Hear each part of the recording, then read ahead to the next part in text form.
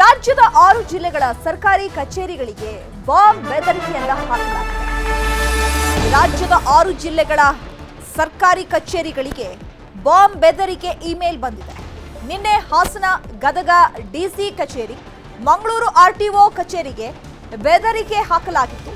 ಇವತ್ತು ವಿಜಯಪುರ, ತುಮಕೂರು, ಉತ್ತರ ಕನ್ನಡದಲ್ಲಿ ಬಾಂಬ್ ಬೆದರಿಕೆಯನ್ನ ಹಾಕಲಾಗಿದೆ. ವಿಜಯಪುರ ಡಿಸಿ ಕಚೇರಿಗೆ ಬಾಂಬ್ ಬೆದರಿಕೆ ಇಮೇಲ್ ಬಂದಿದೆ. ಪೊಲೀಸರು ಶ್ವಾನದಳದಿಂದ ಡಿಸಿ ಕಚೇರಿಯನ್ನ ತೀವ್ರಗತವಾಗಿ ಪರಿಶೀಲನೆ ಮಾಡಲಾಗ್ತಾ ಇದೆ. ಇಮೇಲ್ ಐಡಿ ಪರಿಶೀಲಿಸಿ ಪೊಲೀಸರು ತನಿಖೆ ನಡೆಸ್ತಾ ಇದ್ದಾರೆ. ರಾಜ್ಯದ 6 ಜಿಲ್ಲೆಗಳ ಸರ್ಕಾರಿ ಕಚೇರಿಗಳಿಗೆ ಈಗ ಬಾಂಬ್ ಬೆದರಿಕೆ ಬಂದಿದೆ. ಸೊ ಆ ಒಂದು ಇಮೇಲ್ ಎಲ್ಲಿಂದ ಬಂತು, ಆ ಇಮೇಲ್ನ ಮೋಟಿವ್ ಏನು ಅನ್ನುವಂಥದ್ದು ಇನ್ನೂ ಕೂಡ ಸ್ಪಷ್ಟವಾಗಿ ತಿಳಿದು ಬಂದಿಲ್ಲ. ಪೊಲೀಸರು ತನಿಖೆ ಮಾಡ್ತಾ ಇದ್ದಾರೆ. ಜೊತೆಗೆ ಆ ಬಾಂಬ್ ಕರೆ ಬಂದಿತ್ತಲ್ಲ, ಅಂದ್ರೆ ಬಾಂಬ್ ಬೆದರಿಕೆ ಇಮೇಲ್ ಬಂದಿತ್ತಲ್ಲ, ಆ ಜಾಗಗಳನ್ನ ತೀವ್ರಗತವಾಗಿ ಪರಿಶೀಲನೆ ಮಾಡಲಾಗ್ತಾ ಇದೆ. ನಿನ್ನೆ ಹಾಸನ, ಗದಗ ಡಿಸಿ ಕಚೇರಿ ಜೊತೆಗೆ ಮಂಗಳೂರು ಆರ್ಟಿಒ ಕಚೇರಿಗೆ ಬೆದರಿಕೆ ಇಮೇಲ್ ಬಂದಿತ್ತು. ಇವತ್ತು ವಿಜಯಪುರ, ತುಮಕೂರು, ಉತ್ತರ ಕನ್ನಡದಲ್ಲಿ ಬಾಂಬ್ ಬೆದರಿಕೆ ಬಂದಿದೆ. ವಿಜಯಪುರ ಡಿಸಿ ಕಚೇರಿಗೆ ಬಾಂಬ್ ಬೆದರಿಕೆ ಇಮೇಲ್ ಬಂದಿರೋದ್ರಿಂದ ಶ್ವಾನದಳದಿಂದ ಹಾಗೆ ಪೊಲೀಸರು ಡಿಸಿ ಕಚೇರಿಯನ್ನ ಪರಿಶೀಲನೆ ಮಾಡಲಾಗ್ತಾ ಇದೆ. ಇಮೇಲ್ ಐಡಿ ಪರಿಶೀಲಿಸಿ ತನಿಖೆ ನಡೆಸ್ತಾ ಇರುವಂತಹ ಪೊಲೀಸರು ಇದಕ್ಕಿದ್ದ ಹಾಗೆ ಈ ರೀತಿ ಬಾಂಬ್ ಬೆದರಿಕೆ ಇಮೇಲ್ ಬಂದಿರೋದ್ರಿಂದ ಸಹಜವಾಗಿ ಆತಂಕ ಸೃಷ್ಟಿಯಾಗಿತ್ತು. ಬಟ್ ಈಗ ಡ್ರ್ಯಾಗ್ ಸ್ಕ್ವಾಡ್ ಮತ್ತೆ ಬಾಂಬ್ ಸ್ಕ್ವಾಡ್ ಕೂಡ ಎಲ್ಲರೂ ಕೂಡ ಸ್ಥಳಕ್ಕೆ ಭೇಟಿ ಕೊಟ್ಟು ಪರಿಶೀಲನೆ ಮಾಡ್ತಾರೆ. ತುಮಕೂರು ಜಿಲ್ಲಾಧಿಕಾರಿ ಕಚೇರಿಗೆ ಬಾಂಬ್ ಬೆದರಿಕೆ ಬಂದಿದೆ. ಮೇಲ್ ಮೂಲಕ ಡಿಸಿ ಕಚೇರಿಗೆ ಬೆದರಿಕೆ ಸಂದೇಶವನ್ನ ರವಾನೆ ಮಾಡಲಾಗಿದೆ. ಡಿಸಿ ಕಚೇರಿಯನ್ನೆಲ್ಲ ಬಾಂಬ್ ಸ್ಕ್ವಾಡ್ ಜಾಲಾಡ್ತಾ ಇದೆ. ಇಂಚಿಂಚು ಜಾಗವನ್ನ ಪರಿಶೀಲನೆ ಮಾಡಲಾಗ್ತಾ ಇದೆ. ತುಮಕೂರು ಡಿಸಿ ಮೇಲ್ಗೆ ಬೆಳಗ್ಗೆ 6:59ಕ್ಕೆ ಇಮೇಲ್ ಮೂಲಕ ಬೆದರಿಕೆ ಸಂದೇಶ ರವಾನೆ ಆಗಿದೆ. ತಕ್ಷಣ ಪೊಲೀಸರಿಗೆ ಡಿಸಿ ಶುಭ ಕಲ್ಯಾಣ್ ಮಾಹಿತಿಯನ್ನು ಕೊಟ್ಟಿದ್ದಾರೆ. 100ಕ್ಕೂ ಹೆಚ್ಚು ಪೊಲೀಸರು, ಶ್ವಾನದಳ, ಬಾಂಬ್ ಸ್ಕ್ವಾಡ್ನಿಂದ ಶೋಧ ಕಾರ್ಯ ನಡೆಸಲಾಗ್ತಾ ಇದೆ. ಬಾಂಬ್ ಬೆದರಿಕೆ ಹಿನ್ನೆಲೆ ಎಲ್ಲ ಸಭೆಗಳನ್ನ ಈಗ ಡಿಸಿ ರದ್ದುಗೊಳಿಸಿದ್ದಾರೆ. ಬೆಳಗ್ಗೆ 6:59 ಸುಮಾರಿಗೆ ಇಮೇಲ್ ಮೂಲಕ ಬಾಂಬ್ ಬೆದರಿಕೆಯನ್ನು ಹಾಕಲಾಗಿರುವಂಥದ್ದು. ತಕ್ಷಣಕ್ಕೆ ಅಲರ್ಟ್ ಆದಂತಹ ಡಿಸಿ ಪೊಲೀಸರಿಗೆ, ಬಾಂಬ್ ಸ್ಕ್ವಾಡ್ಗೆ, ಶ್ವಾನದಳಕ್ಕೂ ಕೂಡ ಕರೆ ಮಾಡಿದ್ದಾರೆ. ಸದ್ಯಕ್ಕೆ ಇಂಚಿಂಚು ಜಾಗವನ್ನ ಬಿಡದೆ ಸಿಬ್ಬಂದಿಗಳು ಅಲ್ಲಿ ಪರಿಶೀಲನೆಯನ್ನ ಮಾಡ್ತಾ ಇದ್ದಾರೆ. ಯಾವುದೇ ಅನಾಹುತ ನಡೆಯದಂತೆ ಅಲರ್ಟ್ ಆಗಿ ಇರುವಂತೆ ಕೂಡ ಸೂಚನೆಯನ್ನ ಕೊಡಲಾಗಿದೆ. ಜೊತೆಗೆ ಇವತ್ತು ಏನೆಲ್ಲ ಸಭೆಗಳನ್ನ ಹಮ್ಮಿಕೊಳ್ಳಲಾಗಿತ್ತು ಆ ಎಲ್ಲ ಸಭೆಗಳನ್ನ ಈಗ ತಾತ್ಕಾಲಿಕವಾಗಿ ರದ್ದುಪಡಿಸಿದ್ದಾರೆ ಡಿಸಿ. ಉತ್ತರ ಕನ್ನಡದ ಭಟ್ಕಳ ತಹಸೀಲ್ದಾರ್ ಕಚೇರಿಗೆ ಬಾಂಬ್ ಬೆದರಿಕೆಯನ್ನ ಹಾಕಲಾಗಿದೆ. ಗಯಾನ ರಮೇಶ್ ಹೆಸರಿನ ಮೇಲ್ ಖಾತೆಯಿಂದ ಬೆದರಿಕೆ ಕರೆ ಬಂದಿದೆ. ತಮಿಳರು ಮತ್ತು ಪಾಕಿಸ್ತಾನಿಗಳ ಸೇಡು ಅಂತ ಅಲ್ಲಿ ನಮೂದನ್ನ ಮಾಡಲಾಗಿದೆ. ಕಾರವಾರದಿಂದ ಬಂದಿರುವಂತಹ ಬಾಂಬ್ ನಿಷ್ಕ್ರಿಯ ದಳದಿಂದ ಕೂಡ ಶೋಧವನ್ನ ಮಾಡಲಾಗ್ತಾ ಇದೆ. ಉತ್ತರ ಕನ್ನಡದ ಭಟ್ಕಳ ತಹಸೀಲ್ದಾರ್ ಕಚೇರಿಗೂ ಕೂಡ ಈಗ ಬಾಂಬ್ ಬೆದರಿಕೆ ಬಂದಿದೆ. ಗಯಾನ ರಮೇಶ್ ಹೆಸರಿನ ಮೇಲ್ ಇದು. ಆ ಖಾತೆಯಿಂದ ಈಗ ಬೆದರಿಕೆ ಕರೆ ಬಂದಿದೆ. ತಮಿಳರು ಮತ್ತು ಪಾಕಿಸ್ತಾನಿಗಳ ಸೇಡು ಅಂತ ಹೇಳಿ ನಮೂದು ಮಾಡಲಾಗಿದೆ. ಇಲ್ಲಿ ಡಿಸಿ ಕಚೇರಿಗಳನ್ನೇ ಟಾರ್ಗೆಟ್ ಮಾಡದಂತೆ ಮೇಲ್ನೋಟಕ್ಕೆ ಕಾಣಿಸ್ತಾ ಇದೆ. ಯಾಕಂದ್ರೆ ಎಲ್ಲ ಡಿಸಿ ಕಚೇರಿಗಳಿಗೆ ಬಾಂಬ್ ಬೆದರಿಕೆ ಕರೆ ಬಂದಿದೆ. ಇಮೇಲ್ ಮೂಲಕ ಸಂದೇಶವನ್ನು ರವಾನೆ ಮಾಡಿದ್ದಾರೆ. ಜೊತೆಗೆ ಆ ಇಮೇಲ್ ಯಾರದ್ದು, ಯಾರ ಹೆಸರಲ್ಲಿದೆ, ಸೊ ಅದು ಆಕ್ಟಿವ್ ಆಗಿದೆಯಾ, ಇನ್ಆಕ್ಟಿವ್ ಆಗಿದೆಯಾ, ಸೊ ನಿನ್ನೆಯೂ ಕೂಡ ಕರೆ ಬಂದಿತ್ತು, ಕಾಲ್ ಬೆದರಿಕೆ ಬಂದಿತ್ತು. ಅಂದ್ರೆ ಬಾಂಬ್ ಹಾಕ್ಬಿಡ್ತೀವಿ ಅನ್ನುವಂತಹ ಕರೆ. ಇವತ್ತು ಇಮೇಲ್ ಮೂಲಕ ಡಿಸಿ ಕಚೇರಿಗೆ ಬಾಂಬ್ ಬೆದರಿಕೆಯನ್ನ ಹಾಕಲಾಗಿದೆ. ಇನ್ನು ನಿನ್ನೆ ಹಾಸನ, ಗದಗ, ಮಂಗಳೂರಿನಲ್ಲಿ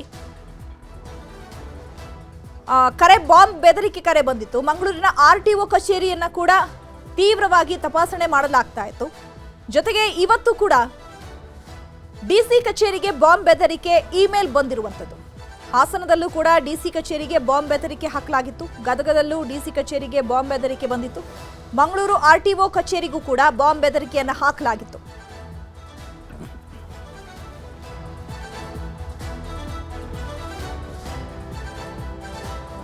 ಈ ಬಗ್ಗೆ ಮತ್ತಷ್ಟು ಮಾಹಿತಿಯನ್ನ ಕೊಡ್ತಾರೆ ನಮ್ಮ ಪ್ರತಿನಿಧಿ ವಿಠಲ್ ಫೋನ್ ಸಂಪರ್ಕದಲ್ಲಿ ಜಾಯ್ನ್ ಆಗಿದ್ದಾರೆ. ವಿಠಲ್, ಈಗ ತುಮಕೂರು ಡಿಸಿ ಕಚೇರಿಗೆ ಬಾಂಬ್ ಬೆದರಿಕೆ ಹಾಕಿರುವಂತದ್ದು, ಇಲ್ಲಿ ಮೇಲ್ನೋಟಕ್ಕೆ ಕಂಡು ಬರ್ತಾ ಇರುವಂತದ್ದು ಡಿಸಿ ಕಚೇರಿಗಳನ್ನೇ ಟಾರ್ಗೆಟ್ ಮಾಡಿರುವಂತದ್ದು. ಹಾಗಿದ್ರೆ ಆ ಒಂದು ಇಮೇಲ್ ನ ಮೋಟಿವ್ ಏನಿರಬಹುದು ಅಂತ ಅನ್ಸುತ್ತೆ? ಚೈತ್ರ, ಇವತ್ತು ಏನೋ ಬೆಳಿಗ್ಗೆ 6:59ಕ್ಕೆ ತುಮಕೂರಿನ ಜಿಲ್ಲಾಧಿಕಾರಿಗೆ ಅಫಿಷಿಯಲ್ ಮೇಲ್ಗೆ ಆಲ್ರೆಡಿ ಮೇಲ್ ಬಂದಿರತಕ್ಕಂಥದ್ದು. ಏನೋ ತುಮಕೂರು ಜಿಲ್ಲಾಧಿಕಾರಿಗೆ ಜಿಲ್ಲಾಧಿಕಾರಿ ಕಚೇರಿಯಲ್ಲಿ ಬಾಂಬ್ ಇರಿಸಲಾಗಿದೆ, ಕೆಲವೇ ನಿಮಿಷಗಳದ್ದು ಬ್ಲಾಸ್ಟ್ ಆಗುತ್ತೆ ಅಂತ ಹೇಳಿ ಅವರು ಒಂದು ಮೇಲ್ ಹಾಕಿರ್ತಕ್ಕಂಥದ್ದು. ಈಗ ಮೇಲ್ ಯಾರಿಂದ ಬಂದಿದೆ, ಇಲ್ಲಿ ಬೇರೆ ಕಂಟ್ರಿಯಿಂದ ಬಂದಿದೆಯಾ ಅಥವಾ ಬೇರೆ ರಾಜ್ಯದಿಂದ ಬಂದಿದೆಯಾ ಅಥವಾ ಯಾವ್ದಾದ್ರು ಸಂಘ ಸಂಸ್ಥೆಗಳಿಂದ ಬಂದಿದೆಯಾ ಅಂತ ಹೇಳಿ ಎಲ್ಲ ಆಂಗಲ್ನಲ್ಲೂ ಕೂಡ ಒಂದು ತನಿಖೆ ಮಾಡ್ತಿರ್ತಕ್ಕಂಥದ್ದು. ಆ ಎಸ್ಪಿನೂ ಕೂಡ ಈಗ ಸದ್ಯಕ್ಕೆ ಇದ್ರ ಬಗ್ಗೆ ಯಾರು ಮೇಲ್ ಮಾಡಿದರೆ, ಯಾವ ಮೇಲ್ ಐಡಿಯಿಂದ ಬಂದು ಸೆಂಡ್ ಆಗಿದೆ ಅಂತ ಹೇಳಿ ಹೇಳೋದಕ್ಕೆ ಅವರು ಕೂಡ ಆ ತನಿಖೆಯ ನಂತರ ಹೇಳ್ತೀವಿ ಅಂತ ಹೇಳ್ತಾ ಇರ್ತಕ್ಕಂಥದ್ದು. ಈಗಾಗ್ಲೇನೆ ಇವತ್ತು ನಡೆಸ್ತಕ್ಕಂಥ ಸಭೆಗಳು ಏನಿತ್ತು, ರೆವಿನ್ಯೂ ಇಲಾಖೆಗೆ ಸಂಬಂಧಪಟ್ಟಂತೆ ಮತ್ತೆ ಭೂ ಅಕ್ವೈರ್ಮೆಂಟ್ ಸಂಬಂಧಪಟ್ಟಂತೆ ಈ ಒಂದು ವಿಚಾರಗಳಿಗೆ ಸಂಬಂಧಪಟ್ಟಂತೆ ಇವತ್ತು ಇದಕ್ಕೆ ಸಭೆ ಇತ್ತು. ಯಾವಾಗ ತಕ್ಷಣವಾಗಿ ಈ ಒಂದು ವಿಚಾರ ಗೊತ್ತಾಗ್ಲಿ, ಎಲ್ಲ ಜಿಲ್ಲೆಯ ಎಲ್ಲಾ ತಹಶೀಲ್ದಾರ್ಗಳಾಗಿರ್ಬೋದು, ಎಸಿಗಳಾಗಿರ್ಬೋದು, ಮತ್ತೆ ರೆವಿನ್ಯೂ ಇನ್ಸ್ಪೆಕ್ಟರ್ಸ್ ಆಗಿರ್ಬೋದು, ಎಲ್ಲರನ್ನೂ ಕೂಡ ಆ ಸಭೆಗೆ ಕರೆಯಲಾಗಿತ್ತು. ತಕ್ಷಣ ಈ ವಿಚಾರ ಗಮನಕ್ಕೆ ಬರ್ತಿದಂಗೆ ಸಭೆಯನ್ನ ಮುಂದೂಡ್ತಕ್ಕಂಥದ್ದು. ಈಗಾಗಲೇ ತುಮಕೂರು ನಗರ ಡಿವೈಎಸ್ಪಿ ಮತ್ತೆ ನಗರ ಇನ್ಸ್ಪೆಕ್ಟರ್ ಅವಿನಾಶ್ ಕೂಡ ಎಲ್ಲ ಕೂಡ ಇಡೀ ಜಿಲ್ಲಾಧಿಕಾರಿ ಕಚೇರಿಯನ್ನ ಸಂಪೂರ್ಣವಾಗಿ ತಲಾಶ್ ಮಾಡಲಾಗಿದೆ. ಸದ್ಯಕ್ಕೆ ಯಾವುದೇ ರೀತಿಯಾದಂತಹ ಆತಂಕ ಪಡುವಂತ ಪರಿಸ್ಥಿತಿ ನಿರ್ಮಾಣ ಆಗಿಲ್ಲ. ಎಲ್ಲೂ ಕೂಡ ಯಾವ್ದೋ ಕಡೆ ಬಾಂಬ್ ಇರಿಸಿರುವಂತ ಒಂದು ವಿಚಾರ ಗಮನಕ್ಕೆ ಬಂದಿಲ್ಲ ಅಂತ ಹೇಳ್ತಕ್ಕಂಥದ್ದು. Chaitra. Okay, thank you Vittal Kumar ತಮ್ಮೆಲ್ಲ ಇನ್ಫಾರ್ಮೇಶನ್ಗೆ. ಇನ್ನು ವಿಜಯಪುರದಲ್ಲೂ ಕೂಡ ಬಾಂಬ್ ಬೆದರಿಕೆ ಬಂದಿರುವಂಥದ್ದು. ಹಾಗಾಗಿ ಈ ಬಗ್ಗೆ ಹೆಚ್ಚಿನ ಮಾಹಿತಿಯನ್ನು ಕೊಡ್ತಾರೆ ನಮ್ಮ ವಿಜಯಪುರ ರಿಪೋರ್ಟರ್ ಗುರುರಾಜ್ ಫೋನ್ ಸಂಪರ್ಕದಲ್ಲಿ ಜಾಯ್ನ್ ಆಗಿದ್ದಾರೆ. ಗುರುರಾಜ್, ಈಗ ಈ ಒಂದು ಇಮೇಲ್ ಬಂದಿದೆಯಲ್ಲ ಅಥವಾ ಕರೆ ಬಂದಿದೆಯಲ್ಲ, ಯಾರ ಹೆಸರಲ್ಲಿದೆ, ಅದು ಆಕ್ಟಿವ್ ಆಗಿದೆಯಾ, ಇನ್ಆಕ್ಟಿವ್ ಆಗಿದೆಯಾ, ಪೊಲೀಸರ ತನಿಖೆಯಲ್ಲಿ ಏನಾದರೂ ಇನ್ಫಾರ್ಮೇಶನ್ ಸಿಗ್ತಾ, ಹೇಗೆ? ಚೈತ್ರ, ಏನಂದ್ರೆ ಇವತ್ತು ಬೆಳಿಗ್ಗೆ 6:58ಕ್ಕೆ ವಿಜಯಪುರ ಜಿಲ್ಲಾಧಿಕಾರಿಗಳ ಕಚೇರಿ ಮೇಲ್ ಐಡಿಗೆ, ಅಫಿಷಿಯಲಿ ಮೇಲ್ ಐಡಿಗೆ ಒಂದು ಮೇಲ್ ಬಂದಿರುತ್ತದೆ. ಈ ರೀತಿ ಬಾಂಬನ್ನು ಇಡಲಾಗಿದೆ, ಎಲ್ಲರೂ ಕಚೇರಿಗಳನ್ನ ಖಾಲಿ ಮಾಡಿ ಅಂತ ಹೇಳಿ ಒಂದು ಬಂದಿರುವಂತದ್ದು. ಸೊ ಅದ್ರ ಬಗ್ಗೆ ಪೊಲೀಸರು ತನಿಖೆ ನಡೆಸಿದ್ರು. ವಿಜಯಪುರದ ಜಿಲ್ಲಾಧಿಕಾರಿ ಕಚೇರಿ ಮತ್ತೆ ಅದರ ಸುತ್ತಮುತ್ತಲಿರುವಂತಹ ಟ್ರೆಜರಿ ಸೇರಿದಂತೆ ಬೇರೆ ಬೇರೆ ಕಚೇರಿಗಳಿವೆ. ಆ ಎಲ್ಲ ಕಚೇರಿಗಳನ್ನ ಪೊಲೀಸರು ಪರಿಶೀಲನೆ ನಡೆಸಿದ್ರು. ಅದಾದ ಬಳಿಕ ಅಧಿಕೃತವಾಗಿ ಒಂದು ಪತ್ರಿಕಾ ಪ್ರಕಟಣೆಯನ್ನ ವಿಜಯಪುರ ಜಿಲ್ಲಾಡಳಿತ ಇದೀಗ ನೀಡಿರುವಂತದ್ದು. ಮೇಲ್ ಬಂದಿರೋ ವಿಚಾರಕ್ಕೆ ಸಂಬಂಧಪಟ್ಟಂಗೆ ಕಚೇರಿಯನ್ನ ಮತ್ತು ಸುತ್ತಮುತ್ತಲ ಸ್ಥಳಗಳನ್ನೆಲ್ಲ ತಪಾಸಣೆ ಮಾಡಲಾಗಿದೆ. ಯಾವುದೇ ರೀತಿ ಆತಂಕ ಪಡುವಂತ ಅವಶ್ಯಕತೆ ಇಲ್ಲ.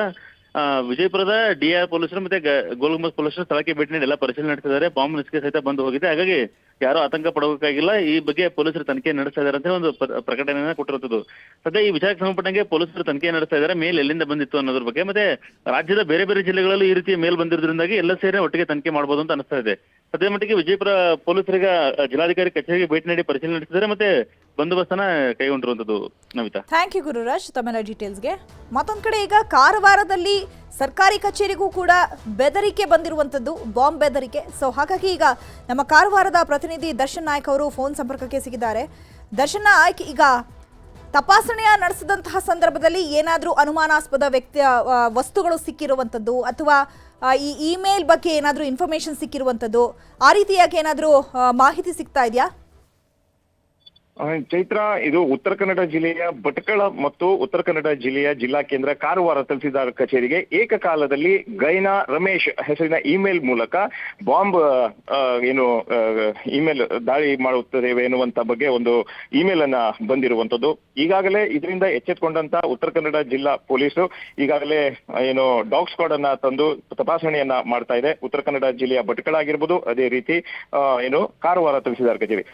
ಕಾರವಾರ ತಹಸೀಲ್ದಾರ್ ಕಚೇರಿಯಲ್ಲಿ ಕಾರ್ಯನಿರ್ವಹಿಸಿದ ಎಲ್ಲಾ ಸಿಬ್ಬಂದಿಯವನ್ನ ಈಗ ಹೊರಗಡೆ ಇಡಲಾಗಿದೆ. ಅದೇ ರೀತಿ ಈಗ ಎಲ್ಲಾ ರೀತಿಯಾದಂತಹ ಒಂದು ತಪಾಸಣೆಯನ್ನ ಮಾಡಲಾಗ್ತಾ ಇದೆ. ಹಾಗೆ ಉತ್ತರ ಕನ್ನಡ ಜಿಲ್ಲೆಯ ಭಟ್ಕಳದ ತಹಸೀಲ್ದಾರ್ ಕಚೇರಿಯಲ್ಲೂ ಸಹ ಇದೇ ರೀತಿಯಾದಂತಹ ಒಂದು ತಪಾಸಣಾ ಕಾರ್ಯವನ್ನ ಮಾಡಲಾಗ್ತಿದೆ. ಬಾಂಬ್ ಕರೆ ಬಂದಿರುವಂತದ್ದು ಯಾವುದಪ್ಪ ಅಂದ್ರೆ ಗಯನಾ ರಮೇಶ್ ಹೆಸರಿನ ಮೂಲಕ ಈ ಇಮೇಲ್ ಬಂದಿರುವಂತದ್ದು. ಈ ಹಿಂದೆ ಉತ್ತರ ಕನ್ನಡ ಜಿಲ್ಲೆಯ ಭಟ್ಕಳದ ಪೊಲೀಸ್ ಠಾಣೆಗೂ ಕೂಡ ಬಾಂಬನ್ನ ಇಡಲಾಗುತ್ತೆ. ಇದನ್ನ ಬಾಂಬನ್ನ ಇಟ್ಟು ಇದನ್ನ ಸ್ಟೇಷನ್ ಉಡೀಸ್ ಮಾಡ್ತೇವೆ ಎನ್ನುವಂತಹ ಬಗ್ಗೆಯೂ ಒಂದು ಇಮೇಲ್ ಮೂಲಕ ಸಂದೇಶವನ್ನ ರವಾನಿಸಲಾಗಿತ್ತು. ಆದ್ರೆ ಅದು ಬಂದ 2 ರಿಂದ 3 ದಿನಗಳ ಒಳಗಡೆ ಯಾರು ಈ ಬಾಂಬ್ ಮಾಡಿದ್ದಾರೆ ಎನ್ನುವಂತ ಬಗ್ಗೆ ಅವರನ್ನ ಬಂಧಿಸಲಾಗಿತ್ತು. ಅದಾದ ನಂತರ ಈಗ ಒಂದು 4-5 ತಿಂಗಳ ಬಳಿಕ ಈಗ ಮತ್ತೆ ಉತ್ತರ ಕನ್ನಡ ಜಿಲ್ಲೆಯ ಭಟ್ಕಳ ತಹಸೀಲ್ದಾರ್ ಕಚೇರಿ, ಅದೇ ರೀತಿ ಉತ್ತರ ಕನ್ನಡ ಜಿಲ್ಲೆಯ ಕಾರವಾರ ಕಾರವಾರ ತಹಸೀಲ್ದಾರ್ ಕಚೇರಿಗೆ ಈಗ ಬಾಂಬ್ ಬೆದರಿಕೆ ಸಂದೇಶ ಬಂದಿರುವಂತದ್ದು. ಈಗಾಗಲೇ ಪೊಲೀಸರು ಕೂಡ ಅಲರ್ಟ್ ಆಗಿರುವಂತದ್ದು. ಎರಡೂ ತಾಲೂಕಿನಲ್ಲೂ ಕೂಡ ಈಗಾಗಲೇ ಏನು ಡಾಗ್ ಸ್ಕ್ವಾಡ್ ಅನ್ನ ನಿಯೋಜನೆ ಮಾಡಿರುವಂತದ್ದು. ಅದೇ ರೀತಿ ಹೆಚ್ಚಿನ ಒಂದು ತಪಾಸಣಾ ಕಾರ್ಯವನ್ನ ಸಹ ಆಗಿರುವಂತದ್ದು. ಯಾವುದೇ ಕಾರಣಕ್ಕೂ ನಾವು ಇದನ್ನ ನಿರ್ಲಕ್ಷ್ಯ ಮಾಡಬಾರದು ಎನ್ನುವಂತಹ ಒಂದು ನಿಟ್ಟಿನಲ್ಲಿ ಉತ್ತರ ಕನ್ನಡ ಜಿಲ್ಲಾ ಪೊಲೀಸ್ ವರಿಷ್ಠಾಧಿಕಾರಿ ಅವರು ಹೆಚ್ಚಿನ ಒಂದು ಹೈ ಅಲರ್ಟ್ ಘೋಷಣೆ ಮಾಡಲು ಮುಂದಾಗಿರುವಂತದ್ದು. ಚೈತ್ರ, ಥ್ಯಾಂಕ್ ಯು ದರ್ಶನ್ ತಮ್ಮೆಲ್ಲ ಇನ್ಫಾರ್ಮೇಶನ್ಗೆ. ಚಿನ್ನಸ್ವಾಮಿ ಸ್ಟೇಡಿಯಂನಲ್ಲೇ ಮುಂದಿನ ಐಪಿಎಲ್ ಉದ್ಘಾಟನೆ ಆಗಲಿದೆ. ಬೆಂಗಳೂರಲ್ಲೇ ಐಪಿಎಲ್ ಉದ್ಘಾಟನೆ ಕಾರ್ಯಕ್ರಮಕ್ಕೆ ತಯಾರಿಯನ್ನು ನಡೆಸಲಾಗ್ತಾ ಇದೆ. ಕರ್ನಾಟಕ ಕ್ರಿಕೆಟ್ ಮಂಡಳಿ ಅಧ್ಯಕ್ಷ ವೆಂಕಟೇಶ್ ಪ್ರಸಾದ್ ಸ್ಪಷ್ಟನೆ ಕೊಟ್ಟಿದ್ದಾರೆ. ಯಾಕಂದ್ರೆ RCB ಕಾಲ್ತುಳಿತ ಪ್ರಕರಣಕ್ಕೆ ಸಂಬಂಧಪಟ್ಟಂತೆ 11 ಜನರು ಮೃತಪಟ್ಟಿರ್ತಾರೆ. ಅದಾದ ಮೇಲೆ ಸಿಎಂ ಹಾಗೆ DCM ಒಂದಷ್ಟು ಸ್ಪಷ್ಟನೆಯನ್ನ ಕೊಡೋದಕ್ಕೆ ಮುಂದಾಗಿದ್ರು. ಜೊತೆಗೆ DKಶಿ ಅವರು ಹೇಳಿದ್ರು, ಮುಂದಿನ IPL ಕೂಡ ಚಿನ್ನಸ್ವಾಮಿ ಸ್ಟೇಡಿಯಂನಲ್ಲೇ ನಡೀಬೇಕು, ಇದು ನಮಗೆ ಗೌರವ ತರುವಂತಹ ಒಂದು ವಿಚಾರ, ಹಾಗಾಗಿ ನಾವು ಚರ್ಚೆಯನ್ನ ಮಾಡಿ ನಿರ್ಧಾರವನ್ನ ಕೈಗೊಳ್ತೀವಿ ಅಂತ ಹೇಳಿದ್ರು. ಕೊನೆಯದಾಗಿ ಈಗ ಬೆಂಗಳೂರಲ್ಲೇ IPL ಉದ್ಘಾಟನೆ ಕಾರ್ಯಕ್ರಮಕ್ಕೆ ತಯಾರಿಯನ್ನ ಮಾಡಿಕೊಳ್ಳಲಾಗ್ತಾ ಇದೆ. RCB ವಿಜಯೋತ್ಸವದ ಕಾಲ್ತುಳಿತದಿಂದ ಬಂದ್ ಆಗಿದ್ದಂತಹ ಸ್ಟೇಡಿಯಂ ಇದು. ಈಗ ರಾಜ್ಯ ಸರ್ಕಾರದಿಂದ ಒಪ್ಪಿಗೆ ಸಿಕ್ಕಿದೆ. BCCIನಲ್ಲಿ ಚರ್ಚೆ ಆಗ್ತಾ ಇದೆ. ಶೀಘ್ರದಲ್ಲೇ IPL ಉದ್ಘಾಟನೆ ದಿನಾಂಕ ಘೋಷಣೆ ಮಾಡ್ತೀವಿ ಅಂತ ಹೇಳಿ KSCA ಅಧ್ಯಕ್ಷ ವೆಂಕಟೇಶ್ ಪ್ರಸಾದ್ ಸ್ಪಷ್ಟನೆ ಕೊಟ್ಟಿದ್ದಾರೆ. ಸಾಕಷ್ಟು ಅಭಿಮಾನಿಗಳಲ್ಲೂ ಆತಂಕ ಇತ್ತು. ಸೊ ನಮ್ಮ ರಾಜ್ಯದಲ್ಲಿ ಈ ಚಿನ್ನಸ್ವಾಮಿ ಸ್ಟೇಡಿಯಂನಲ್ಲಿ ಕ್ರಿಕೆಟ್ ನೋಡುವಂತಹ ಭಾಗ್ಯ ಸಿಗ್ತಾ ಇತ್ತು. ಆದರೆ ಈಗ ಸರ್ಕಾರ ಏನ್ ನಿರ್ಧಾರ ತೆಗೆದುಕೊಳ್ಳುತ್ತೋ ಅಥವಾ ಬೇರೆ ರಾಜ್ಯಗಳಲ್ಲಿ ಏನಾದರೂ ಏರ್ಪಡಿಸಿದ್ರೆ ಕಾರ್ಯಕ್ರಮವನ್ನ ನಾವು ಹೇಗೆ ಹೋಗಿ ನೋಡಬೇಕು ಅನ್ನುವಂತಹ ಆತಂಕ ಸಹಜವಾಗಿ ಅಭಿಮಾನಿಗಳಲ್ಲಿತ್ತು. ಯಾಕಂದ್ರೆ ಈ ಕಾಲ್ತುಳಿತ ವಿಜಯೋತ್ಸವದ ಸಂದರ್ಭದಲ್ಲಿ 11 ಮಂದಿ ಮೃತಪಟ್ಟಿರ್ತಾರಲ್ಲ, ಅದಾದ ಬಳಿಕ ರಾಜ್ಯ ಸರ್ಕಾರದ ಮೇಲೆ ಸಾಕಷ್ಟು ಆರೋಪಗಳು ಕೇಳಿ ಬಂದಿತ್ತು. ಅದಾದ ಮೇಲೆ ಸ್ಟೇಡಿಯಂ ಅನ್ನ ಕಂಪ್ಲೀಟ್ ಆಗಿ ಕ್ಲೋಸ್ ಮಾಡಬೇಕು. ಸೊ ಯಾಕಂದ್ರೆ ಅದರ ಕೆಪಾಸಿಟಿ ಕಡಿಮೆ ಇರೋದ್ರಿಂದ, ಸಾಕಷ್ಟು ಜನ ಸೇರೋದ್ರಿಂದ ಈ ರೀತಿಯಾದಂತಹ ಒಂದು ಸಮಸ್ಯೆಗಳು ಎದುರಾಗಬಹುದು ಅನ್ನುವಂತಹ ನಿಟ್ಟಿನಲ್ಲಿ ಚರ್ಚೆಗಳು ಆಗ್ತಾ ಇತ್ತು. ಇನ್ನು ಇದೇ ವಿಚಾರಕ್ಕೆ ಸಂಬಂಧಪಟ್ಟಂತೆ KSCA ಅಧ್ಯಕ್ಷ ವೆಂಕಟೇಶ್ ಪ್ರಸಾದ್ ಮಾತನಾಡಿದ್ದಾರೆ, ನೋಡೋಣ. ನಾವು ಯಾವಾಗ ಸೆಕ್ರೆಟರಿ BCCIನ ಮೀಟ್ ಮಾಡಿದ್ವೋ ನಾವು, ಅವ್ರು ಹೇಳ್ತಾ ಇರೋ ಒಂದು ದೊಡ್ಡ ನಮಗೆ ಒಂದು ತಲೆನೋವಿತ್ತು ಆ್ಯಕ್ಚುಲಾಗಿ. ಯಾಕೆಂದರೆ RCB ಅವ್ರು ಚಾಂಪಿಯನ್ಸ್ ಆಗಿದ್ರು. ಜನರಲಿ ಏನಾಗುತ್ತೆ ಅಂದರೆ RCBನವರು ಗೆದ್ದಾಗ ಯಾರು ಗೆಲ್ತಾರೋ ಅವರ ಒಂದು ಮನೆ ಗ್ರೌಂಡ್ ಏನೋ ಹೋಮ್ ಗ್ರೌಂಡ್ನಲ್ಲೇ ನಡೆಸೋದು ಇದನ್ನು ಓಪನಿಂಗ್ ಸೆರೆಮನಿ ಎಲ್ಲ. ಸೊ ನೀವಾಗ ಏನು ಮಾಡೋದು ಅಂತ ಯೋಚನೆ ಮಾಡ್ತಾ ಇದ್ವಿ ನಾವು. ಸೊ ನೀವು ಹೋಗಿ ಈ ಥರ ಒಂದು ಗ್ರೀನ್ ಸಿಗ್ನಲ್ ತೊಗೊಂಬಂದಿರೋದ್ರಿಂದ ನಮಗೆ ಒಂಥರ ತಲೆನೋವು ಕಡಿಮೆ ಆಗಿದೆ ಅಂತಲೇ ಹೇಳಿದ್ದಾರೆ ಅವ್ರು ನಮಗೆ. ಸೊ ಹಾಗಾಗಿ ಒಂಥರ ಇದು ಖಂಡಿತ ಎಲ್ಲರಿಗೂ ಸಿಹಿ ಸುದ್ದಿ ಅಂತ ಹೇಳೋಕ್ಕೆ ಇಷ್ಟಪಡ್ತೀನಿ. ಎಲ್ಲರಿಗೂ ಅಂದರೆ ನಮ್ಮ ಕ್ರಿಕೆಟ್ ಫ್ಯಾನ್ಸ್ಗೆ ಮತ್ತು ಮೆಂಬರ್ಸ್ಗೆ, KSCA ಮೆಂಬರ್ಸ್ಗೆ, ಅವ್ರಿಗೆಲ್ಲ ಇದು ಒಂಥರ ಸಿಹಿ ಸುದ್ದಿ ಅಂತ ಹೇಳೋಕ್ಕೆ ಇಷ್ಟಪಡ್ತೀನಿ. ಸೊ ಹಂಗೆ ಹೇಳ್ತಾನೆ. ಸೊ ನಾವು ಈ ಬಗ್ಗೆ ಮತ್ತಷ್ಟು ಮಾಹಿತಿಯನ್ನು ಕೊಡ್ತಾರೆ ನಮ್ಮ ಪ್ರತಿನಿಧಿ ಮಂಜು ಆರ್ಯ. ಡೆಸ್ಕಿಂದ ನೇರ ಸಂಪರ್ಕದಲ್ಲಿ ಜಾಯ್ನ್ ಆಗಿದ್ದಾರೆ. ಮಂಜು ಆರ್ಯ, ಸಹಜವಾಗಿ RCBಯ ವಿಜಯೋತ್ಸವದ ಕಾಲ್ತುಳಿತ ದುರಂತ ಆದ್ಮೇಲಂತೂ ನಾವು ಕ್ರಿಕೆಟ್ ಮ್ಯಾಚ್ ಅನ್ನ ನೋಡ್ತೀವೋ ಇಲ್ವೋ ಅನ್ನುವಂತಹ ಒಂದು ಆತಂಕ ಅಭಿಮಾನಿಗಳಲ್ಲಿತ್ತು. ಸದ್ಯಕ್ಕೆ ಈಗ ರಾಜ್ಯ ಸರ್ಕಾರ ಗುಡ್ ನ್ಯೂಸ್ ಕೊಟ್ಟಂತೆ ಕಾಣಿಸ್ತಾ ಇದೆ. ಹಾಗಾಗಿ ಈಗ ಬೆಂಗಳೂರಿನಲ್ಲೇ IPL ಕಾರ್ಯಕ್ರಮ ನಡೆಯೋದ್ರಿಂದ ಸೊ ಏನೆಲ್ಲ ಷರತ್ತುಗಳನ್ನ ವಿಧಿಸಿ ಪರ್ಮಿಷನ್ಗಳನ್ನ ಕೊಡಲಾಗಿದೆ, ಸೊ ಏನೆಲ್ಲ ಚರ್ಚೆಗಳು ಆಯಿತು? ಚೈತ್ರ, ಜೂನ್ 11ನೇ ತಾರೀಕಿನಂದು ಚಿನ್ನಸ್ವಾಮಿ ಸ್ಟೇಡಿಯಂ ಬಳಿ ವಿಜಯೋತ್ಸವ ಸಂದರ್ಭದಲ್ಲಿ ಕಾಲ್ತುಳಿತಾಗಿ 11 ಜನ ಸಾವನ್ನಪ್ಪಿದ್ರು. ಇದಾದಂತಹ ಬಳಿಕ ಚಿನ್ನಸ್ವಾಮಿಯಲ್ಲಿ ಯಾವುದೇ ರೀತಿಯಂಥ ಪಂದ್ಯಗಳು ಆಡದಂತೆ BCCI ಕೂಡ ಅಷ್ಟೇ ಒಂದು ಆದೇಶವನ್ನು ಕೊಟ್ಟಿತ್ತು. ವೆಂಕಟೇಶ್ ಪ್ರಸಾದ್ ಅವರು ಕೂಡ ಅಷ್ಟೇ KSCA ಅಧ್ಯಕ್ಷರಾದಂತಹ ಸಂದರ್ಭದಲ್ಲೂ ಕೂಡ ಅವರು ಹೇಳಿದ್ರು, ಮುಂದಿನ ಪಂದ್ಯಗಳನ್ನು ನಾವು ಈ ಬಾರಿ ಚಿನ್ನಸ್ವಾಮಿಯಲ್ಲಿ ಆಡಿಸ್ತೀವಿ. IPL ಅನ್ನು ಯಾವುದೇ ಕಾರಣಕ್ಕೂ ಕೂಡ ಹೋಮ್ ಗ್ರೌಂಡ್ ಅಂತೇಳಿ ಬೇರೆ ಗ್ರೌಂಡ್ನಲ್ಲಿ ಆಡೋಕೆ ಬಿಡೋದಿಲ್ಲ. ಇದರ ಪರವಾಗಿ ನಾವು ಈಗಾಗಲೇ ಸರ್ಕಾರ ಜೊತೆಯೂ ಕೂಡ ಮಾತುಕತೆಯನ್ನು ಮಾಡಿದ್ದೀವಿ ಅನ್ನೋಂಥದ್ದು ಹೇಳಿದ್ರು. ಜೊತೆಗೆ DK ಶಿವಕುಮಾರ್ ಕೂಡ ಅಷ್ಟೇ ಅವತ್ತು ಮತದಾನ ಮಾಡುವಂತಹ ಸಂದರ್ಭದಲ್ಲೂ ಕೂಡ ಅವರು ಹೇಳಿದ್ರು, ಈ ಬಾರಿ IPLನ ನಾವು ಬೆಂಗಳೂರಿನಲ್ಲಿ ಆಡಿಸ್ತೀವಿ ಅಂತ ಹೇಳಿದ್ರು. ಎಲ್ಲೋ ಒಂದು ಕಡೆ ಎಲ್ಲರೂ ಕೂಡ ಅಷ್ಟೇ ಖುಷಿ ಆಗ್ತಿರುವಂಥದ್ದು ಏನಂತಂದರೆ, ರಾಜ್ಯ ಸರ್ಕಾರ ಕೂಡ ಈಗಾಗಲೇ ಈ ಬಾರಿಯ IPL ಪಂದ್ಯಗಳನ್ನು ಬೆಂಗಳೂರಿನಲ್ಲಿ ನಾವು ಆಡಿಸ್ತೀವಿ ಅಂತ ಈಗಾಗಲೇ ಹೇಳಿರುವಂಥ ಕಾರಣಕ್ಕೋಸ್ಕರ ಬಹುತೇಕ ಈ ಮುಂದಿನ IPL ಅನ್ನು ನಾವು ಬೆಂಗಳೂರಿನಲ್ಲಿ ನಿರೀಕ್ಷೆ ಮಾಡಬಹುದು. ವಿರಾಟ್ ಕೊಹ್ಲಿಯನ್ನು ಮತ್ತೆ ನಾವು ಬೆಂಗಳೂರಿನ ಚಿನ್ನಸ್ವಾಮಿ ಸ್ಟೇಡಿಯಮಲ್ಲಿ ನೋಡಬಹುದು ಅನ್ನುವಂಥ ಒಂದು ಖುಷಿಯನ್ನು ವ್ಯಕ್ತ ಮಾಡ್ತಿದ್ರು. ಇವತ್ತು ಕೂಡ ಅಷ್ಟೇ KSCA ಅಧ್ಯಕ್ಷರಾದಂಥ ವೆಂಕಟೇಶ್ ಪ್ರಸಾದ್ ಅವರು ಕೂಡ ಅಷ್ಟೇ ಮೈಸೂರಿನಲ್ಲಿ ಮಾತನಾಡುವಂಥ ಸಂದರ್ಭದಲ್ಲಿ ಸರ್ಕಾರ ಕೂಡ ಈಗಾಗಲೇ ಗ್ರೀನ್ ಸಿಗ್ನಲ್ ಅನ್ನು ಕೊಟ್ಟಿದೆ. ಈ ಬಾರಿ ನಾವು ಹೋಮ್ ಗ್ರೌಂಡ್ ಅಂತೇಳಿ RCBಗೆ ಚಿನ್ನಸ್ವಾಮಿಯನ್ನು ಪ್ರಿಫರ್ ಮಾಡ್ತಾ ಇದ್ದೀವಿ. ಜೊತೆಗೆ ಇನಾಗ್ರೇಷನ್ ಪಂದ್ಯಗಳನ್ನು ಕೂಡ ಅಷ್ಟೇ ನಾವು ಚಿನ್ನಸ್ವಾಮಿಯಲ್ಲಿ ಆಡೋದಕ್ಕೆ ಈಗಾಗಲೇ BCCI ಜೊತೆಯೂ ಕೂಡ ಮಾತುಕತೆಯನ್ನು ಮಾಡ್ತಾ ಇದ್ದೀವಿ ಅನ್ನೋಂಥ ಒಂದು ಮಾತನ್ನು ಹೇಳಿದ್ದಾರೆ. ಇನ್ನೊಂದು ಪ್ರಮುಖವಾಗಿ ಏನು ಅಂತಂದರೆ, ಇದೇ ಡಿಸೆಂಬರ್ 24ರಿಂದ ವಿಜಯ್ ಹಜಾರೆ ಟ್ರೋಫಿ ಕೂಡ ಅಷ್ಟೇ ಆಗ್ತಾ ಇದೆ. ಅದರಲ್ಲಿ ಡೆಲ್ಲಿ ಪರವಾಗಿ ವಿರಾಟ್ ಕೊಹ್ಲಿ ಕೂಡ ಈ ಬಾರಿ ರಣಜಿ ಮ್ಯಾಚನ್ನು ಆಡೋದಕ್ಕೆ ಮುಂದಾಗಿದ್ದಾರೆ. ಈ ಸಂದರ್ಭದಲ್ಲಿ 24ನೇ ತಾರೀಕಿನಂದು ಬೆಂಗಳೂರಿನ ಹೊರವಲಯದಲ್ಲಿರುವಂಥ ಆಲೂರಿನಲ್ಲಿ ಕ್ರಿಕೆಟ್ ಮ್ಯಾಚ್ ಕೂಡ ಅಷ್ಟೇ ಆಡೋದಕ್ಕೆ ಎಲ್ಲ ರೀತಿಯಂಥ ತಯಾರಿಗಳಾಗಿತ್ತು. ಆದರೆ ಆ ಪಂದ್ಯಗಳನ್ನು ಕೂಡ ಅಷ್ಟೇ ಚಿನ್ನಸ್ವಾಮಿಯಲ್ಲಿ ಆಡಿಸೋದಕ್ಕೆ KSCA ನಿರ್ಧಾರವನ್ನು ಮಾಡಿರುವಂಥದ್ದು. ಜೊತೆಗೆ ಹೆಚ್ಚಿನ ಸಂಖ್ಯೆಯಲ್ಲಿ ವೀಕ್ಷಕರನ್ನ ಬಿಡೋದರ ಜೊತೆಗೆ ಕೇವಲ 2,500ರಿಂದ 3,000 ಜನರನ್ನು ಮಾತ್ರ ಈ ಬಾರಿ ಒಂದೆರಡು ಗ್ಯಾಲರಿಗಳಲ್ಲಿ ಕೂತ್ಕೊಂಡು ಮ್ಯಾಚನ್ನು ವೀಕ್ಷಣೆ ಮಾಡೋದಕ್ಕೆ ಎಲ್ಲ ತಯಾರಿಗಳನ್ನು ಕೂಡ ಮಾಡ್ಕೊಳ್ತಾ ಇದ್ದೀವಿ. ಜೊತೆಗೆ ಮುಂದಿನ ದಿನಗಳಲ್ಲಿ IPL ಪಂದ್ಯಗಳನ್ನು ಕೂಡ ಅಷ್ಟೇ ಯಾವುದೇ ಕಾರಣಕ್ಕೂ ನಾವು ಬೇರೆ ಗ್ರೌಂಡ್ನಲ್ಲಿ ಆಡೋಕೆ ಬಿಡೋದಿಲ್ಲ. ಬದಲಾಗಿ RCB ಅನ್ನುವಂತಹ ಒಂದು ಮ್ಯಾಚ್ ಏನಿದೆ ಅದು ಹೋಮ್ ಗ್ರೌಂಡು ಚಿನ್ನಸ್ವಾಮಿನ ಆಗಬೇಕು. ಈ ನಿಟ್ಟಿನಲ್ಲಿ ಸರ್ಕಾರ ಕೂಡ ಈಗಾಗಲೇ ಗ್ರೀನ್ ಸಿಗ್ನಲ್ ಕೊಟ್ಟಿದ್ದು, ನಾವು BCCI ಜೊತೆಗೆ ನಿರಂತರವಾಗಿ ಚರ್ಚೆಯನ್ನು ಕೂಡ ಮಾಡ್ತೇವೆ. ಆದಷ್ಟು ಬೇಗ ಒಂದು ಶುಭ ಸುದ್ದಿಯನ್ನು ಕೊಡ್ತೀವಿ ಅನ್ನೋಂಥ ಮಾತನ್ನು ಕೂಡ KSCA ಅಧ್ಯಕ್ಷರು ಹೇಳಿರುವಂಥದ್ದು. ಇದರಿಂದ ಎಲ್ಲೋ ಒಂದು ಕಡೆ ಕ್ರಿಕೆಟ್ ಅಭಿಮಾನಿಗಳಿಗೆ ಒಂದು ಆತಂಕ ಇತ್ತು. ಈ ಬಾರಿಯ IPL ಪಂದ್ಯಗಳು ಬೆಂಗಳೂರಿನಲ್ಲಿ ನಡೆಯೋದಿಲ್ವಾ, ಹೋಮ್ ಗ್ರೌಂಡ್ ಅಂತೇಳಿ ಯಾವ ಗ್ರೌಂಡನ್ನು BCCI ಕೊಡುತ್ತೆ, ಒಂದು ವೇಳೆ ಏನಾದರೂ KSCA ಅಧ್ಯಕ್ಷರು ಹೇಳಿದಂತೆ ಏನಾದರೂ ಈ ಬಾರಿ ಏನಾದರೂ IPL ಬೆಂಗಳೂರಿನಲ್ಲಿ ಆಯಿತು ಅಂತಂದರೆ ಬಹುತೇಕ RCBಯ 8 ಪಂದ್ಯಗಳನ್ನು ನಾವು ಬೆಂಗಳೂರಿನ ಚಿನ್ನಸ್ವಾಮಿಯಲ್ಲಿ ನೋಡೋದಕ್ಕೆ ನಮಗೂ ಕೂಡ ಅವಕಾಶ ಸಿಗುತ್ತೆ. ಜೊತೆಗೆ ಕಾಲ್ ತುಳಿತ ಪ್ರಕರಣ ಆದಂತಹ ಬಳಿಕ ಆರಂಭವಾಗ್ತಿರುವಂತಹ ಮೊದಲನೇ ಪಂದ್ಯಗಳು ಕೂಡ ಇದಾಗುತ್ತೆ ಅಂತಲೇ ಹೇಳ್ಬೋದು. ಚೈತ್ರ, ಥ್ಯಾಂಕ್ ಯು ಮಂಜುನಾಥ್ ತಮ್ಮೆಲ್ಲ ಇನ್ಫಾರ್ಮೇಶನ್ಗೆ. ತೋಟದಲ್ಲಿ ಹಾಕಿದ್ದ ಉರುಳಿಗೆ ಸಿಲುಕಿ ಹುಲಿ ಸಾವನ್ನಪ್ಪಿದೆ. ಕೊಡಗು ಜಿಲ್ಲೆಯ ಕುಶಾಲನಗರದ ಚಟ್ಟಳ್ಳಿಯಲ್ಲಿ ಈ ಘಟನೆ ನಡೆದಿದೆ. ಜಮೀನಿನ ಬೇಲಿ ಮೇಲೆ ಉರುಳು ಹಾಕಿದ್ದಂತಹ ದುಷ್ಕರ್ಮಿಗಳು ತೋಟದಲ್ಲಿ ಹಾಕಿದ್ದಂತಹ ಉರುಳಿಗೆ ಸಿಲುಕಿ ಈಗ ಹುಲಿ ಸಾವನ್ನಪ್ಪಿದೆ. ಜಮೀನಿನ ಬೇಲಿ ಮೇಲೆ ದುಷ್ಕರ್ಮಿಗಳು ಉರುಳನ್ನ ಹಾಕಿ ಹಿಂಗ್ಯಾಕಂದ್ರು ರಕ್ಷಿತ್ ಶೆಟ್ಟಿ, ರಿಷಬ್ ಶೆಟ್ಟಿ ಬಗ್ಗೆ ರಾಜ್ಬಿ ಶೆಟ್ಟಿ ಹಾಗಾದ್ರೆ ಏನ್ ಹೇಳಿದ್ದಾರೆ? ಏನಾದರೂ ಮನಸ್ತಾಪಗಳಿದೆಯಾ ಅಥವಾ ಇವರ ಮಧ್ಯೆ ಏನಾದರೂ ಬಿರುಕ್ಬಿಟ್ಟಿದೆಯಾ ಅನ್ನುವಂಥದ್ದು ಸಾಕಷ್ಟು ಪ್ರಶ್ನೆಗಳಿಗೆ ಎಡೆ ಮಾಡಿಕೊಟ್ಟಿದೆ.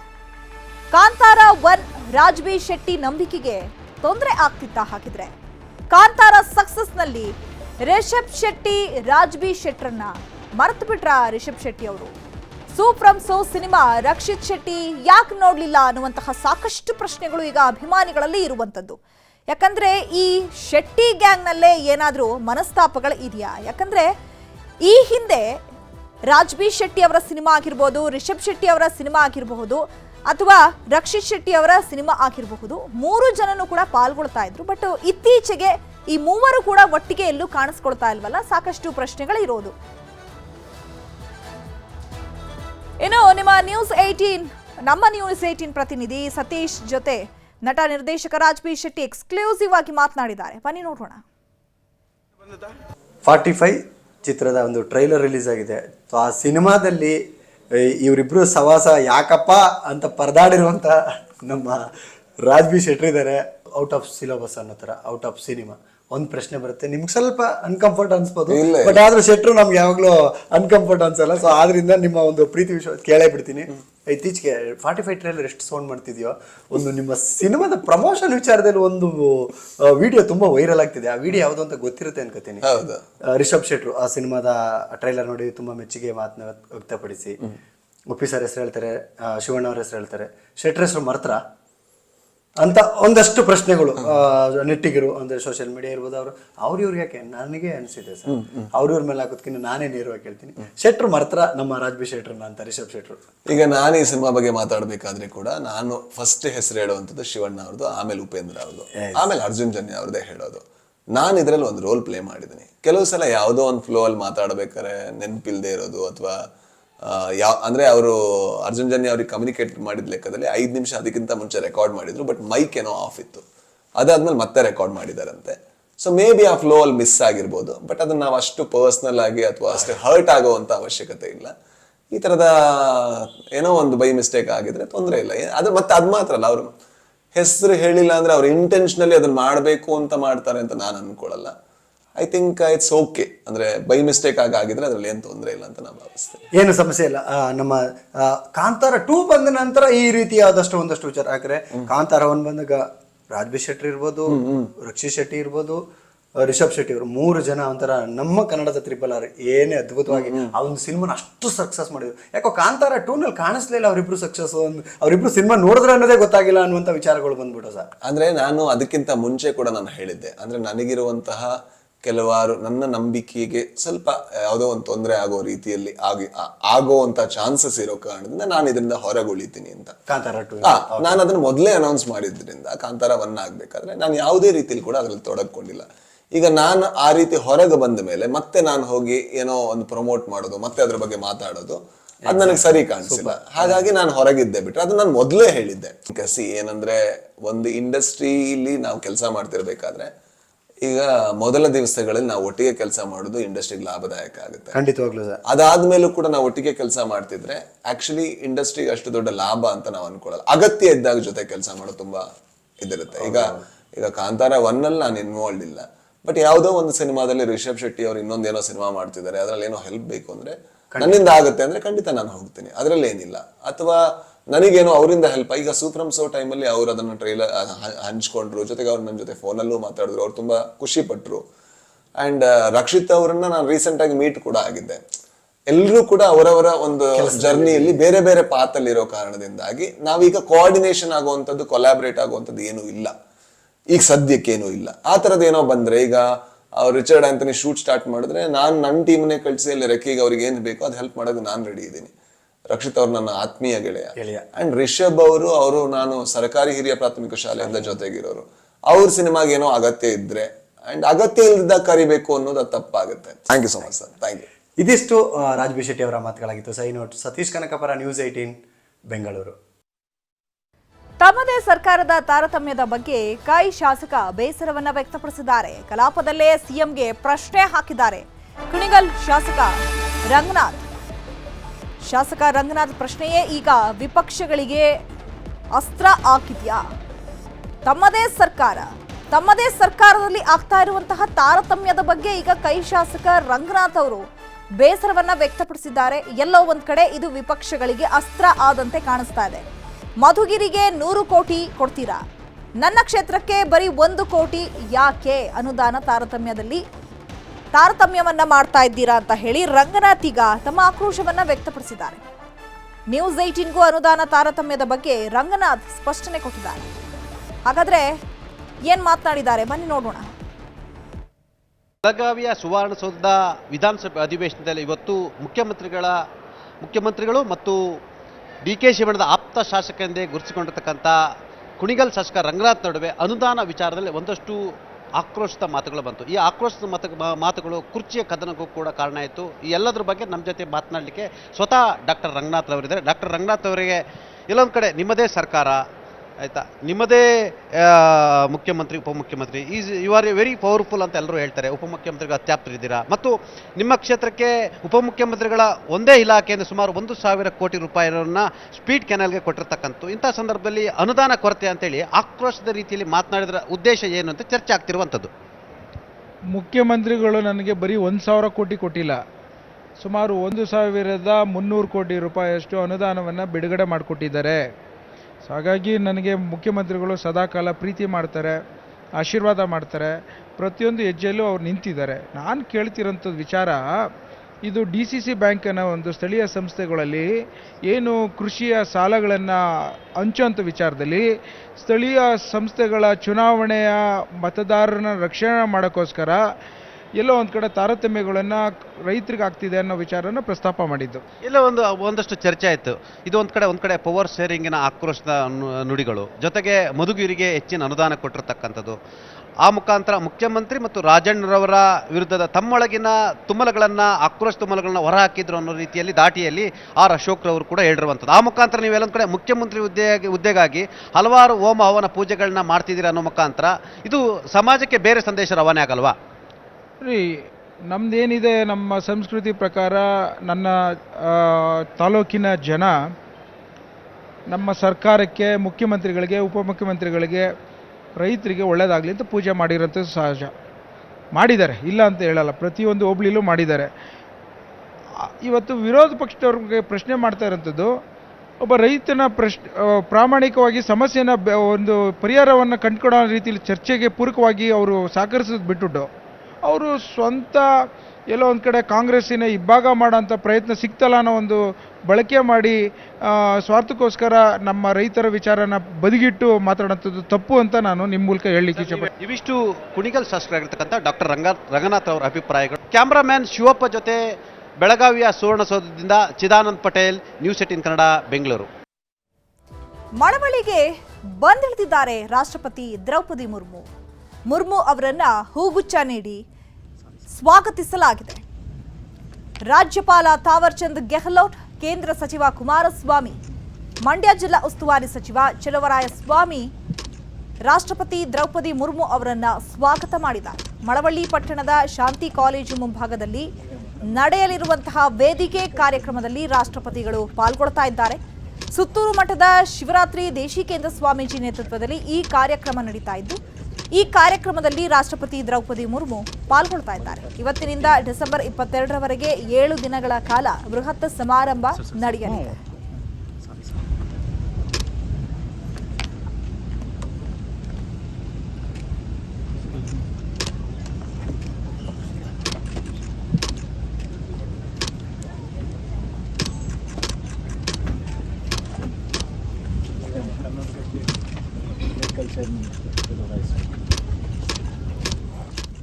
ಇವತ್ತಿನಿಂದ ಡಿಸೆಂಬರ್ 22ರವರೆಗೆ ಕಾರ್ಯಕ್ರಮ ಇರುತ್ತೆ. ಹಾಗಾಗಿ ಮಳವಳ್ಳಿಗೆ ಬಂದಿಳಿದಿದ್ದಾರೆ ರಾಷ್ಟ್ರಪತಿ ದ್ರೌಪದಿ ಮುರ್ಮು ಅವರನ್ನ ಇವಾಗ ರಾಜ್ಯಪಾಲ ತಾವರ್ಚಂದ್ ಗೆಹ್ಲೋಟ್, ಕೇಂದ್ರ ಸಂಸದ ಕುಮಾರಸ್ವಾಮಿ ಅವರು ಹಾಗೆ ಚಲುವರಾಯಸ್ವಾಮಿ ಅವರು ಕೂಡ ಅವರನ್ನ ಪ್ರೀತಿಯಿಂದ ಬರಮಾಡ್ಕೊಂಡಿದ್ದಾರೆ.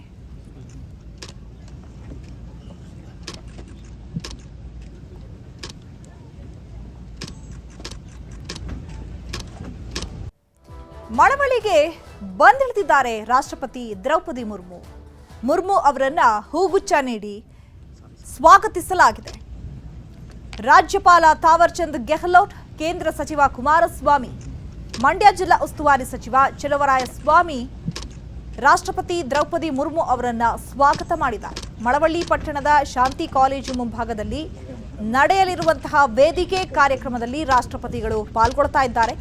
ಸುತ್ತೂರು ಮಠದ ಶಿವರಾತ್ರಿ ದೇಶಿಕೇಂದ್ರ ಸ್ವಾಮೀಜಿ ನೇತೃತ್ವದಲ್ಲಿ ಈ ಕಾರ್ಯಕ್ರಮ ನಡೀತಾ ಇದ್ದು, ಈ ಕಾರ್ಯಕ್ರಮದಲ್ಲಿ ರಾಷ್ಟ್ರಪತಿ ದ್ರೌಪದಿ ಮುರ್ಮು ಪಾಲ್ಗೊಳ್ತಾ ಇದ್ದಾರೆ. ಇವತ್ತಿನಿಂದ ಡಿಸೆಂಬರ್ 22ರವರೆಗೆ 7 ದಿನಗಳ ಕಾಲ ಬೃಹತ್ ಸಮಾರಂಭ ನಡೆಯಲಿದೆ.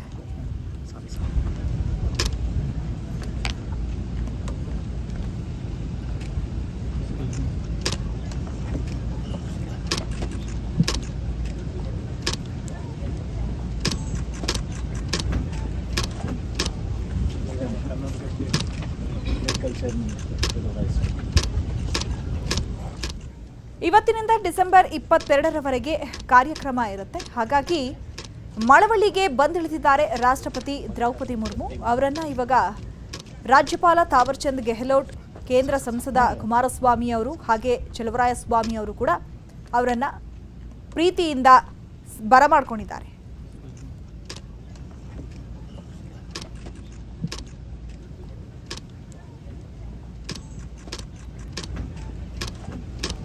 ತಮ್ಮದೇ ಸರ್ಕಾರದ ತಾರತಮ್ಯದ ಬಗ್ಗೆ ಕೈ ಶಾಸಕ ಬೇಸರವನ್ನ ವ್ಯಕ್ತಪಡಿಸಿದ್ದಾರೆ. ಕಲಾಪದಲ್ಲೇ ಸಿಎಂಗೆ ಪ್ರಶ್ನೆ ಹಾಕಿದ್ದಾರೆ ಕುಣಿಗಲ್ ಶಾಸಕ ರಂಗನಾಥ್ ಪ್ರಶ್ನೆಯೇ ಈಗ ವಿಪಕ್ಷಗಳಿಗೆ ಅಸ್ತ್ರ ಹಾಕಿದ್ಯಾ? ತಮ್ಮದೇ ಸರ್ಕಾರದಲ್ಲಿ ಆಗ್ತಾ ಇರುವಂತಹ ತಾರತಮ್ಯದ ಬಗ್ಗೆ ಈಗ ಕೈ ಶಾಸಕ ರಂಗನಾಥ್ ಅವರು ಬೇಸರವನ್ನ ವ್ಯಕ್ತಪಡಿಸಿದ್ದಾರೆ. ಎಲ್ಲೋ ಒಂದ್ ಕಡೆ ಇದು ವಿಪಕ್ಷಗಳಿಗೆ ಅಸ್ತ್ರ ಆದಂತೆ ಕಾಣಿಸ್ತಾ ಇದೆ. ಮಧುಗಿರಿಗೆ 100 ಕೋಟಿ ಕೊಡ್ತೀರಾ, ನನ್ನ ಕ್ಷೇತ್ರಕ್ಕೆ ಬರೀ 1 ಕೋಟಿ ಯಾಕೆ ಅನುದಾನ ತಾರತಮ್ಯವನ್ನ ಮಾಡ್ತಾ ಇದ್ದೀರಾ ಅಂತ ಹೇಳಿ ರಂಗನಾಥ್ ಈಗ ತಮ್ಮ ಆಕ್ರೋಶವನ್ನ ವ್ಯಕ್ತಪಡಿಸಿದ್ದಾರೆ. ನ್ಯೂಸ್ 18ಗೂ ಅನುದಾನ ತಾರತಮ್ಯದ ಬಗ್ಗೆ ರಂಗನಾಥ್ ಸ್ಪಷ್ಟನೆ ಕೊಟ್ಟಿದ್ದಾರೆ. ಹಾಗಾದ್ರೆ ಏನ್ ಮಾತನಾಡಿದ್ದಾರೆ ಬನ್ನಿ ನೋಡೋಣ.